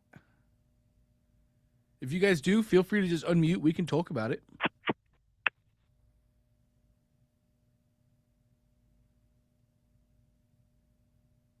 Cool. The biggest thing for me is get a charge card, like an Amex that can handle scale. That way you're not getting declines, because that's the worst thing you want to do is, start scaling and then your card declines. And then Facebook's like, oh, okay, these guys don't know how to run an appropriate business. They're not consistent, so we're not going to pour into them. There you go. Yeah. Yep. It's kind of like your credit score, right? Like, when you're getting a loan, people want to make sure that you're got a good credit, because that shows that, you know how to kind of handle your life. If your credit score is bad, then people are like, oh, they don't know how to manage money. Same thing with, a decline. If you're declining, then it doesn't look good in the eyes of Facebook, and they're going to get to somebody who's not declined and is able to scale. And the best way that we found that is an Amex charge card, and then basically just set it to pay off the card every 2 to 3 days as the Stripe deposits or PayPal deposits come in every 2 days as well. So it's kind of a nice rotation. Absolutely. It's awesome. It's the game. It's the way. Yep. Also, something that Trey taught me that has really, really been an eye-opener, and I regret not having done it sooner, is he told me that I need to talk to my customers. And so, if I have an abandoned cart and somebody doesn't purchase, I need to call them and not ask them to buy, but to try to understand why they didn't buy, because they obviously came to the funnel. They obviously took their time and put their information in. So I learned, I wish I had done that more and done it sooner. Trey tried to get me to do it, but I was a little hesitant. But I found out something really, really hard, and that is I didn't have an internet presence, so that when people would come to my funnel, they liked what they saw on Facebook, they'd come to my funnel, and then they'd try to validate that I was a proper business, and they couldn't. And I think they wouldn't buy because of that. So that was a hard lesson that I learned. But also an unbelievably valuable lesson, correct? Yeah, now I know. Charlie, can you hear me? Hey, Doug, how you doing? Hey, I'm doing good. So, yeah, fine, thanks. Hey, so how did you validate that they weren't able to validate your funnel, so to speak? Did they say you didn't have a website? Did they say you didn't have an Instagram account? Explain that a little bit better. Yeah. So I talked to a couple people, and they had a similar thing. The first person actually said that they took not just the product that I was trying to sell, but the name of my company. They would put it in Google or Bing, and it wouldn't come up with me. It would come up with something else.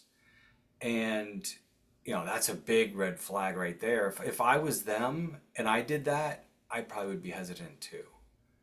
So yeah, that was pretty explicit, exactly what they did to replicate.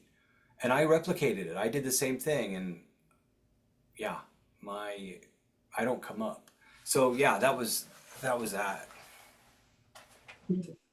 So what do you As the name of your product, as the name of the moniker that was on the URL? Just kind of explain that more precisely if you can. I mean, how exactly? So in Facebook, I had an ad that basically it showed a picture of my t-shirt, and it said shop now. They click on it, they come into my funnel, and they'd see it's Barrel and Stone, which is the name of my company.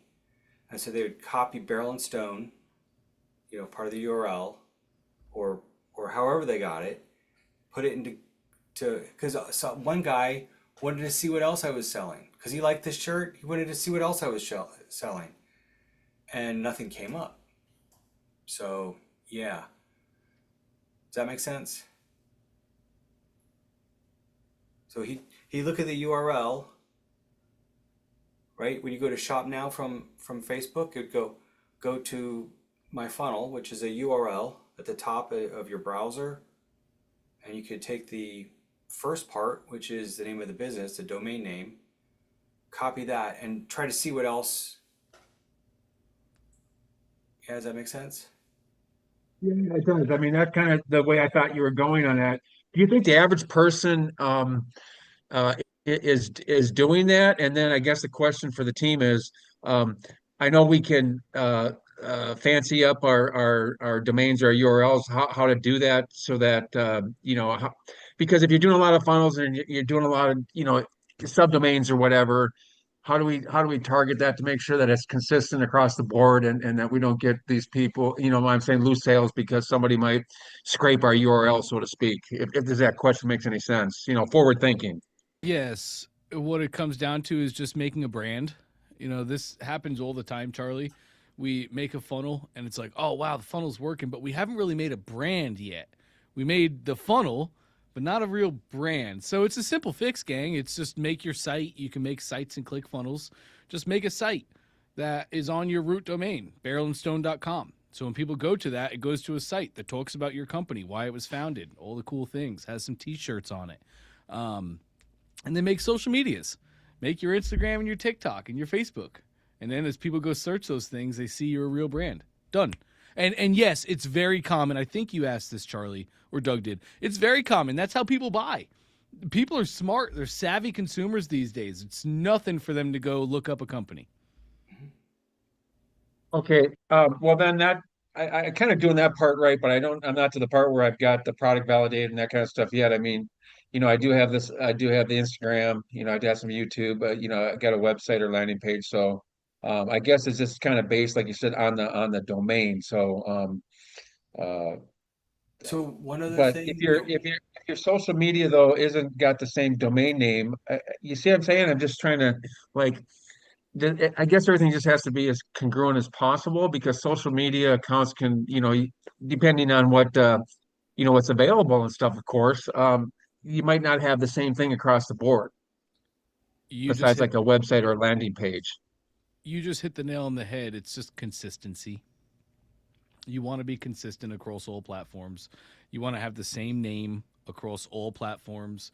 You want to have the same image, like the cover image on Facebook, Instagram, TikTok.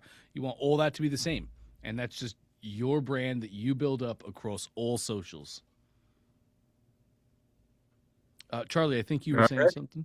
Nice. yeah, I was going to mention that there's a difference between taking my URL and putting it into a browser and going to, because I have in ClickFunnels, I have the domain go to a page where you can see information, but they would take my name and put it into Google and do a search to look about my name. Mm-hmm. And I don't have an internet presence, so Yep. there's no people rating me, or there's no information about me. It's yeah, that's where I fall pretty short. Yep, they go to Google, they don't see the businesses there, they look for reviews, there are no reviews, there's Yeah. no phone number listed or anything, and they're like, well, is this real? And a Right. confused mind always says what? I mean, they say no. Every time, without fail. Yeah. Dante, I had a worry with that too because the other day I was searching one of my competitors and I was like, I saw them on Perplexity, Yeah. and then I searched my own brand. I didn't see anything. I was like, but how? Right. Is there That's what I'm anything talking there? about. Is there anywhere they're listing their names or something? Yes, that's SEO, search engine optimization. You guys can use AI to do all of this for you, but basically, you should just build a website. You can build sites inside of ClickFunnels. Build a site, Write 5 blogs. Put those blogs on your site. Make those 5 blogs be on topics that are most commonly talked about and searched about in your niche. And now you have a web presence. Because that's how Google polls and ranks. Can Make a you site. say that again? Make a site. Yes. Make 5 blogs. Put the blogs in the website. That's Okay. called SEO, search engine optimization. It's still a thing, even with AI. SEO is still a big deal, but that's how everybody does it. They'd start with 5 blogs or 10 blogs, whatever they want to start with, and they would just continue to make blogs about topics that their niche is searching for, so that as they search for them, their business naturally and organically gets in front of them. But also, as people search for your business, you now have your actual business presence, and people will see you there. That's a really good piece of information. Also, Dante, I know in the site you can actually have products Yes. in ClickFunnels. Yes. Do you have any training on how to do that? Oh, it's actually when you make your product in your ClickFunnels account, it says online in the top. When you go to create a product, once the product is made, in the top right, there's 2 toggles: online store, customer center. Just toggle on store, and then that product will be shown in your site or store. Okay, and then I guess you have to configure the store to properly show everything. Correct. Yes. Okay, I'll have to work on that because I guess that should be in my internet presence as well. As if somebody wanted to go buy some T-shirts, they can see it's like a Shopify type of thing. They could see all my T-shirts that they could buy. Yes, but Okay, then good. you could have those when they click that button on the store, you could actually send them to funnels instead. So instead of just making like a store where they buy the one shirt, let's say they click the shirt, it sends them to a funnel where they can buy that shirt, and then you can still hit them with the upsells. Okay. Or you can run it like Shopify. You can just run it like a cart where they just buy that one shirt in your store, you generate a customer. Okay. Yeah. I think for you, it'd probably be really great if you had like 5 T-shirts up there on the store. You know, maybe like one of your most popular in the past, but maybe a couple other designs that didn't make the cut, but they're really cool and it would just look good. It's all just presence. And by the way, you did this in the right order. Don't build the brand first, then the funnel. Build the funnel first. Validate the product. Validate the customer in the niche. Then build the brand around that.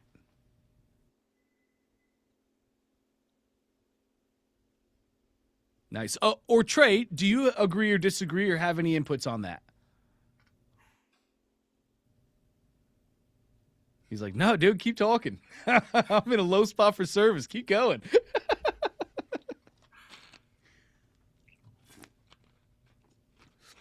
Anybody else have any questions on any of that? Yeah, can I ask another question, Dante? Please.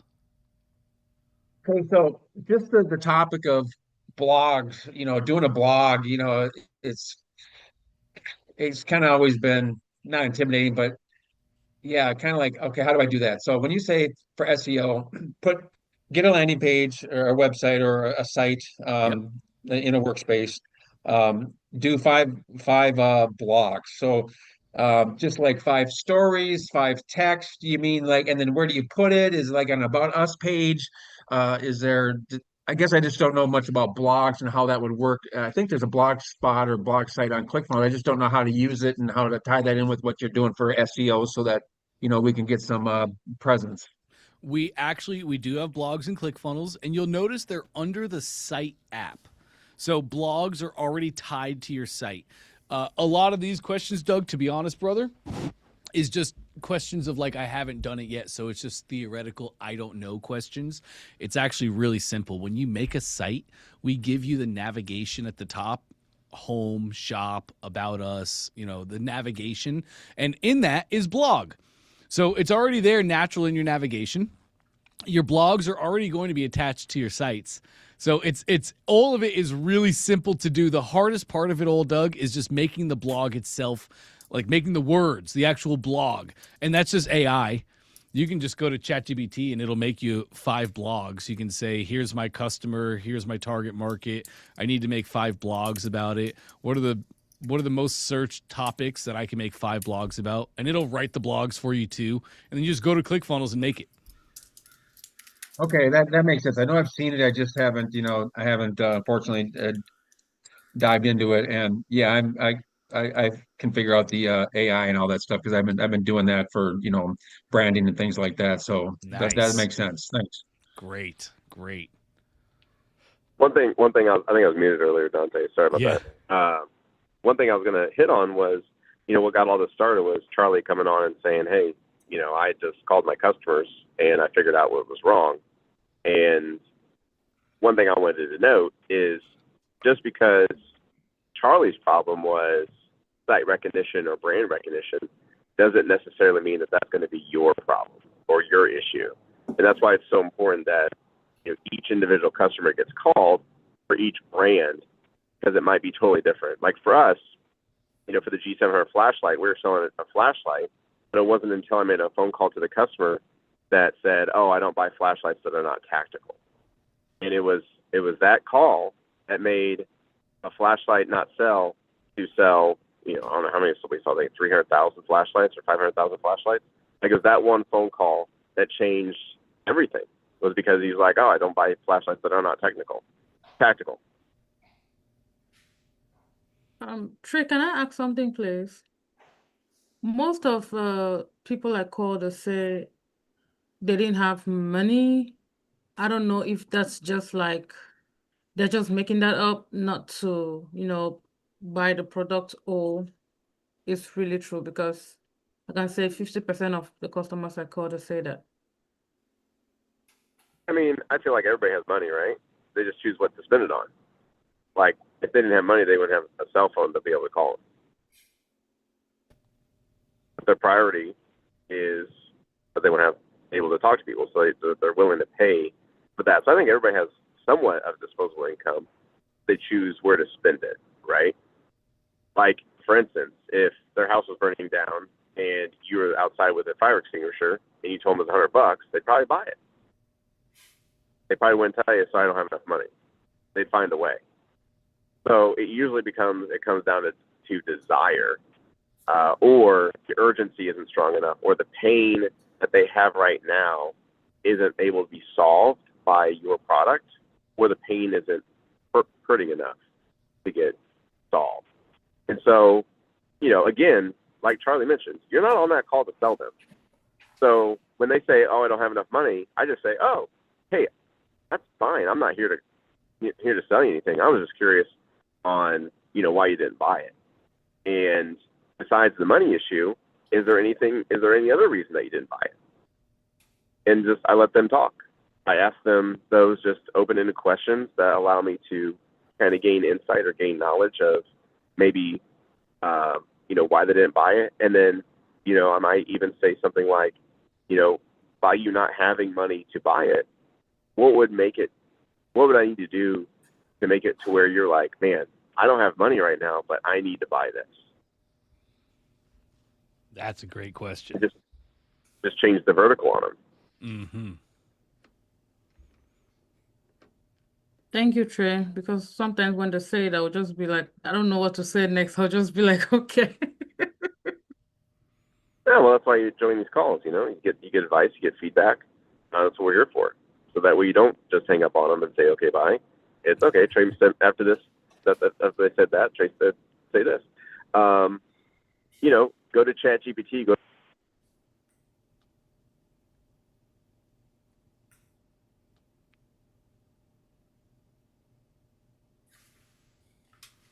I wonder if you muted your phone there, Trey. And when they respond. Oh, sorry, Trey. You broke up for all that, my friend. Okay. I'm in between rock hills. I figured. So it's all good. What I was saying was, go to ChatGPT, Claude, or Grok, and tell it, hey, I'm going to call a customer that did not buy from me, and I would like to ask them open-ended questions of why they didn't buy. That would help me refine or optimize my website. Mm-hmm. And then when they give you a response, and then when they give you a response, you can then give that to ChatGPT.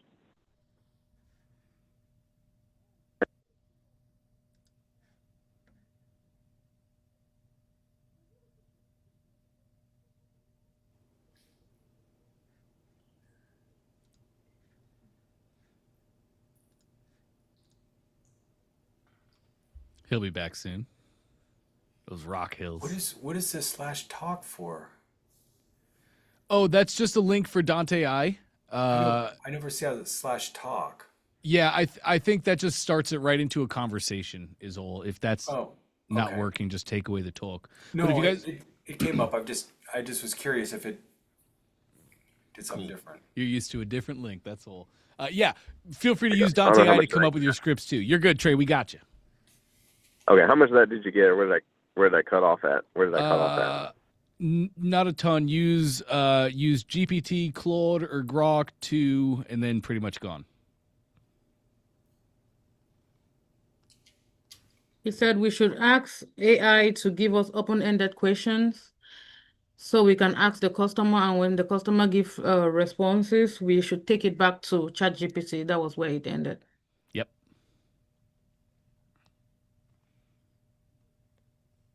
We lost him again. I think so. So you got- I'd Charlie. also like to say that Dante AI, I have found, can do a better job than ChatGPT can for a lot of the copy and for funnel things. Absolutely. I think it does a better job. It's really good. Glad. And I feel like I'm talking to Dante, which makes me feel good. Good, man. I'm glad it's working for you. It's amazing. You're back, Trey. Okay, perfect. Back. Well, that was basically the end of that. I was just kind of updating you and saying that's how I'd use ChatGPT. If you're like Steve was saying, I don't know what to say next. I would just kind of use ChatGPT to help me ask those questions and sound coming from how do I help optimize this website. And then you get used to it. And then when after you've called 15, 20, 50, 100 people, I mean, it just comes off the tip of your tongue. Like it's just natural at that point. I agree. When it comes to scripts, we should all be adopting, then adapting. When it comes to scripts, we adopt, then adapt. And these phone calls, they are just a script. So like one thing you could do too is you can, if you can make the calls from your phone or from your computer, I put my Fireflies on and I'll record the calls with the people. And you can upload those right back to AI. And you can literally have AI like tweaking your script based on the answers people are getting you. And you can just make it perfect. Where like Trey said, you're calling 100 people a day and it's just flowing. You have a perfect script. How do you record them, Dante? I have Apple products. So yeah, Fireflies.ai is it's like a note-taking tool. It records meetings. So I do it on my computer, and then I just turn on my Fireflies, and it'll record the call. It'll record and notate everything. Does it tell the person that it's being recorded, or Nope. Just in the background recording? Mm-hmm. There's a bunch of tools you can use to do it too. Because I've been using the phone, and I have a microphone, which sucks. I'd much rather just do it through the computer and record it that way. Yep, 100%. Fireflies is great for that. I'll have to check that out. These are great questions today, though, gang. Any others? We're getting close. Yeah, Trey has a hard cutoff at 1, so I am going to cut it off at 1 today. Sorry, Trey, I cut you off. Go ahead. Nope, I think we're rocking. I think that's what he was going to say. I have a hard cutoff at 1. I'm sorry. I was saying, I said it was a great call. Good call with everyone. Great questions. Great questions. I would really love to see everybody attacking their Facebook ads in January. I would. What do you think, Trey? What do you think is the best thing an ecom business owner can focus on in January? I would say exactly that, man. Is Ads. Get your ads dialed in. Because once we have our ads dialed in, once we're training up a pixel, does it not become much easier to start selling other products and building other funnels and just plugging those into the existing system? Man, I mean, I wish we had more time to talk, and maybe we can dive into this next week. But that's exactly it. Is once you got one funnel working, you have the playbook. All you do is you literally swap that funnel out with a different product, different ads, and run it. And you just do that on repeat. You're going to find the winners and you're going to find the losers. Cut the losers, scale the winners. It is as simple as that. It is. Yep. I was on a call with Russell, and he was telling me about how they just went and toured. He's just lost it. Who did this go tour? The billion-dollar marketing company that sells like the $49 subscription. Oh, Agora. Agora. Yeah, they went to Agora, and they got like 20 copy teams, and all the copy teams do is just create a different hook, a different angle for one product. So Agora hasn't changed their product for the last 20 years. They just changed the angle. They changed the vertical. They changed the hook. And they have 20 copy teams that create 20 different video sales letters. And one out of those will work. And then they use that for the next year to get 86,000 people into their program. And the other 19 people work on the next VSL. So basically what that tells you is, out of 20 tries, one is a blockbuster home run hit. And then we see the same thing with our funnels. Like, we get better at it over time. But, when we started out, it was 1 out of 15, 1 out of 20 products did decently. But we didn't have templates. We didn't have Facebook ads. We didn't have all the things that we have today. We didn't have ChatGPT. But now we do. And now you have a winning template inside of ClickFunnels, OFA. We give you that sales page. We give you the order form. It works. That template is amazing. You fill that in with ChatGPT. You run ads to it. And if it converts, great, scale it. If it doesn't, go to the next product. Don't get married to a product. Get married to the product that is able to sell and scale and convert.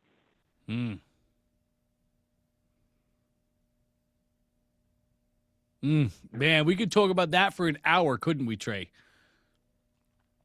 Yeah, that's bread and butter. Just that right there. We've seen it forever, and we'll continue to see it in Ecom.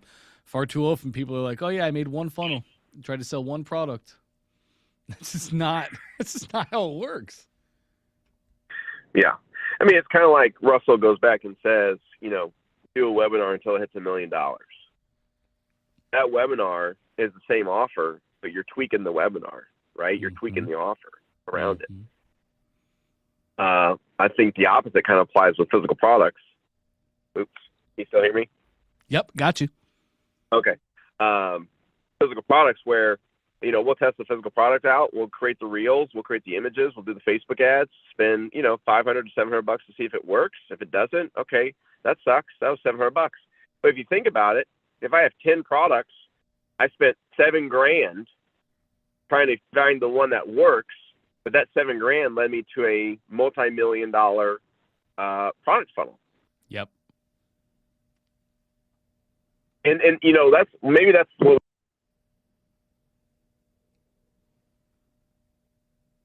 You just muted.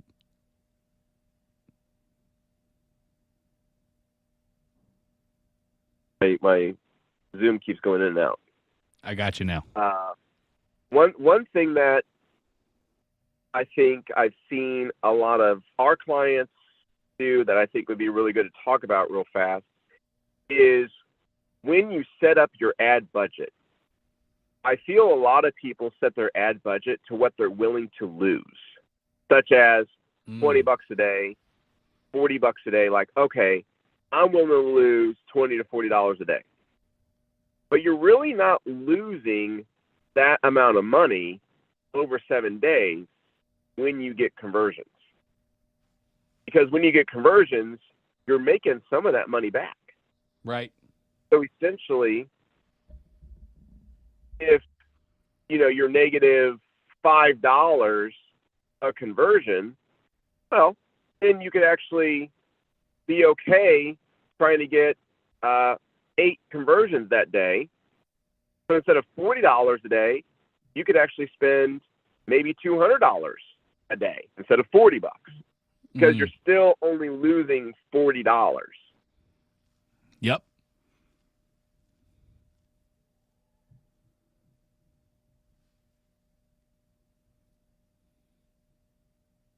That is how we need to think. Something that I think would be a really good topic of discussion sometime to go a little bit more in depth with.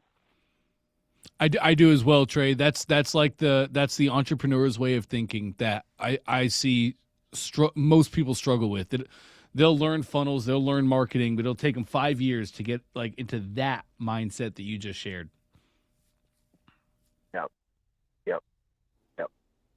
And I understand it. I remember when I ran my first ad, I had all the exact same thoughts. Oh, so did I. I was spending $5 a day. Yeah. I was scared shitless. But really, I wasn't giving Facebook any money to go make a conversion, And it just takes, like that saying never ends, it takes money to make money. If you're going to, and Facebook's the best platform to be on. Like, thank goodness we got Facebook. Like, Facebook makes it really easy to make conversions. And then if you can make it on Facebook and you learn what works, then you can merge it into TikTok, YouTube Reels, and you're already doing Instagram. But like Google, Amazon, like it just stretches. Like there's definitely a halo effect that happens, but it all starts with Facebook right now. And that's in our timeline. Like, I don't know how long Facebook and these ads will be around. Like, it might be another 5 years, maybe less. I don't know. But while the cooking's good, I don't want you guys 5 years from now looking back and being like, oh man, I wish I would have ran Facebook ads, because it was a lot easier than it is today. Maybe there's more competition. Maybe you got to go live every day for 8 hours. Maybe you got to have a content creator. Like, I don't know, like TikTok's definitely leading the way of what the future is. And, the people on Facebook are getting older, which means that they only got so much more time left on Facebook before they're gone. And we got millennials that are on TikTok, and we got to learn a new platform to sell our products.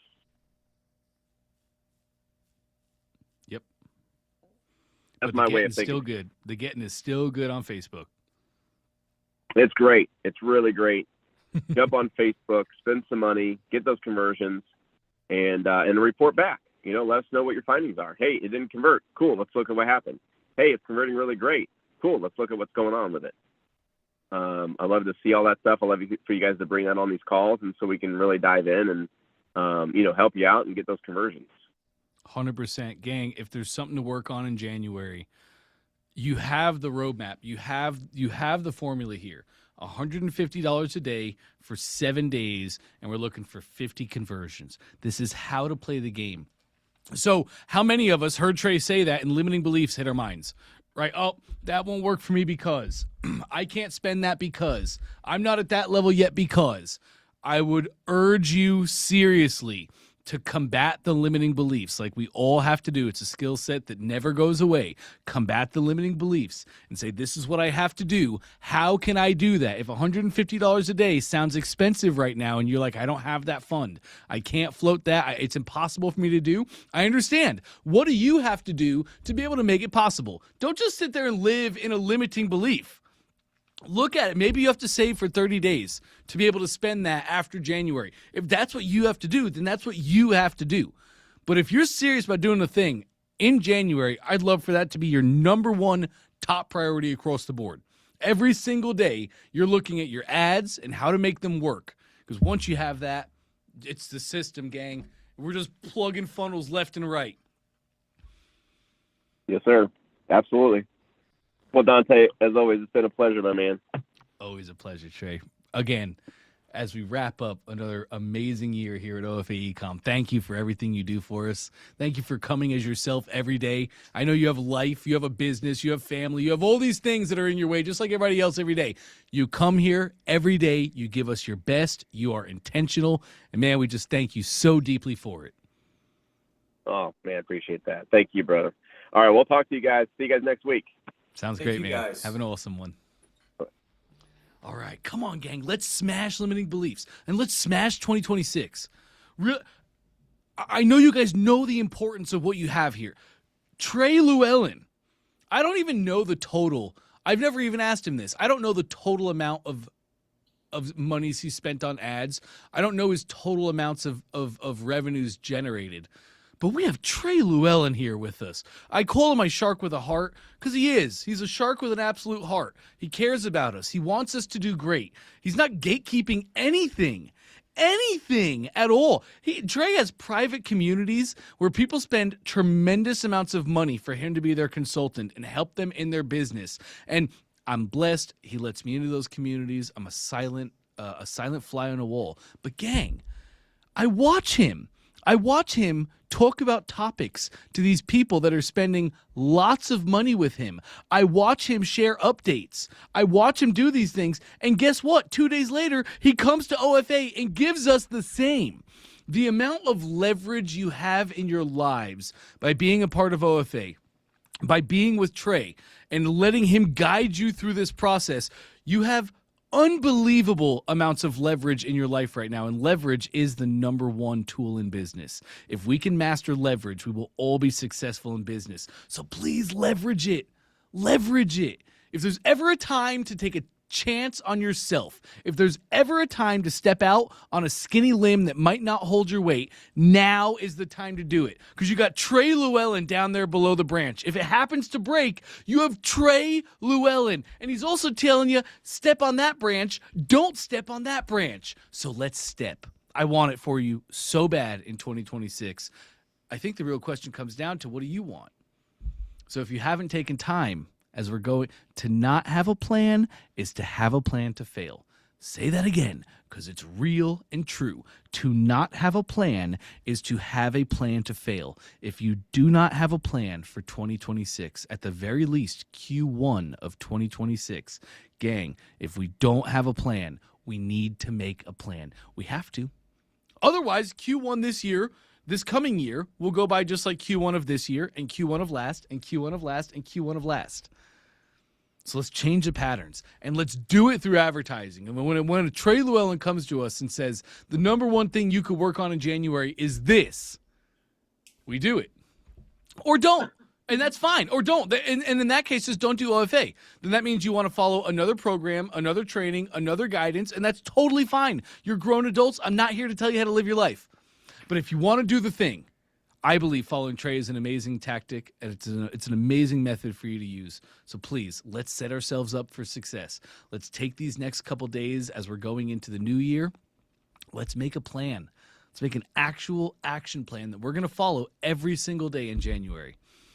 As always, please. Please, the 150, is it for just like the limit, the bottom money you have to spend? Yes. Or is just for an ad set?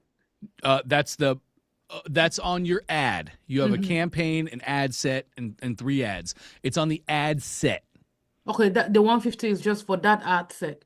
Correct. That ad, it is the budget for that ad set, and that will be a daily budget of $150. Okay, 3 videos and 2 images. That's exactly right. Yes.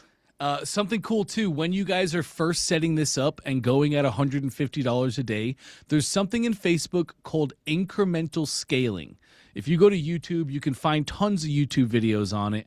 There's actually a guy that I like in following YouTube. In following advertising.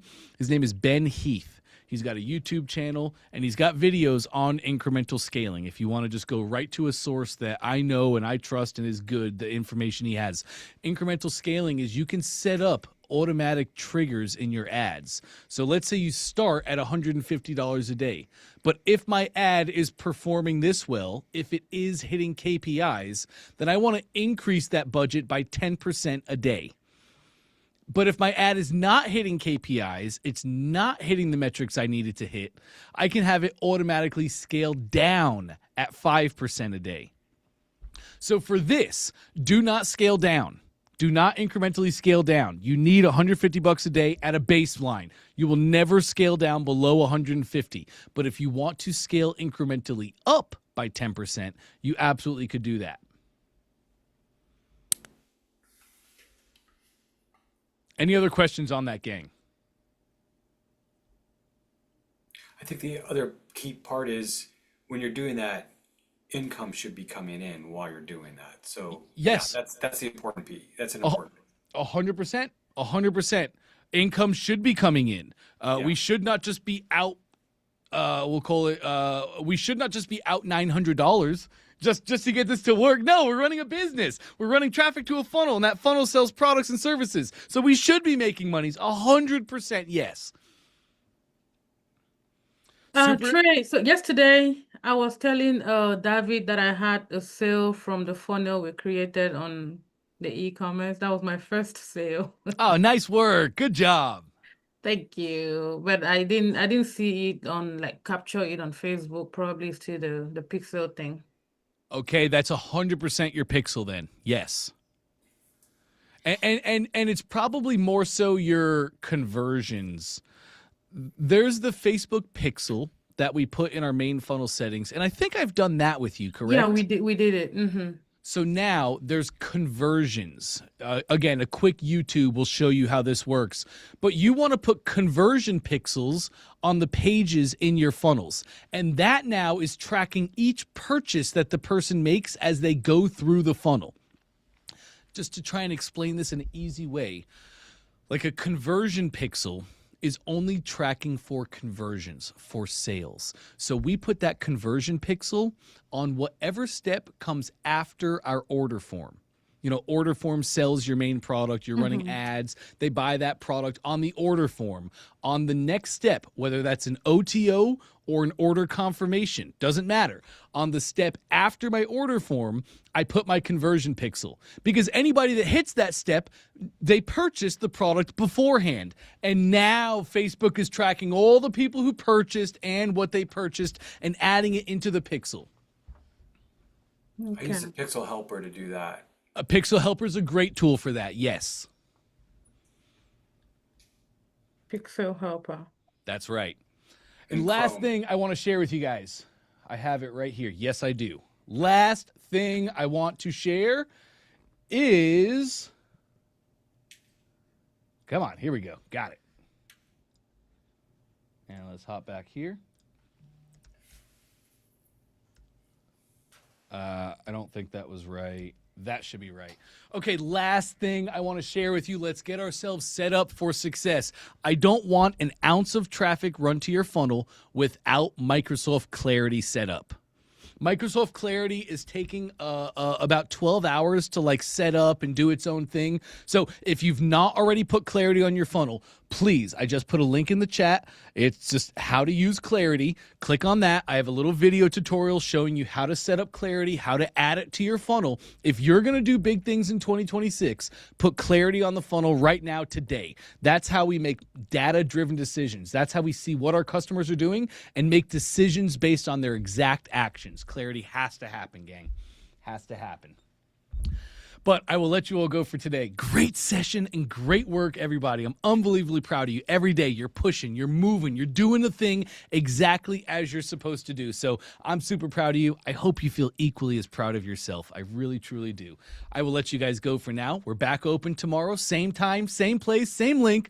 Looking forward to seeing you guys then. I really, truly am. Have an amazing rest.